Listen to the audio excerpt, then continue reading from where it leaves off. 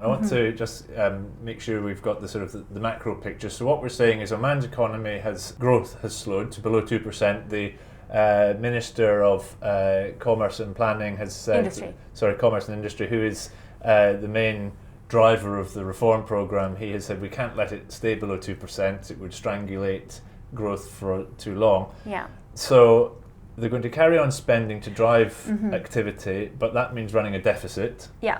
So I guess the question is, how do they finance the deficit? Well, as I've said, about 60% of that is going to be international debt. So we'll probably see a lot more international debt issuance from Oman. Are there any bonds planned, or do we know what's coming? I don't think there's any major ones that they've specifically said it's going to be this much in this currency, but international borrowing definitely in the pipeline. There'll be some local debt, but not too much because they have to keep the banking sector liquidity. Oman is having a similar problem with Saudi Arabia on a smaller scale with payments to contractors.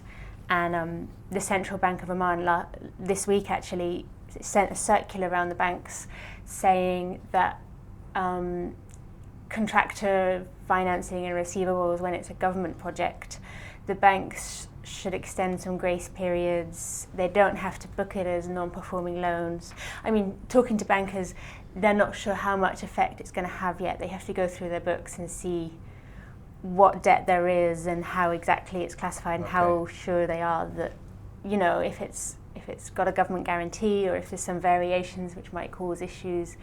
You know, they're going to have a look. So last week we had the Moody's statement on Saudi Arabia's banks and how the perceived growth in risk of non-performing loans from the contractor sector, the construction sector. Oman is similar, but we haven't had any official statements about that. Oh no, we did. We did have an official statement from the Minister of Commerce and Industry, who said Oman has paid 1 billion riyals, which is about $2.5 billion to contractors this year. It's most of it. They very much wanted to insist that they had paid most of their dues to contractors. The banks would maybe disagree, but payments are being made. I don't think the problem is on the same scale as Saudi Arabia. No. I mean, it's a smaller market. I think they aren't quite so behind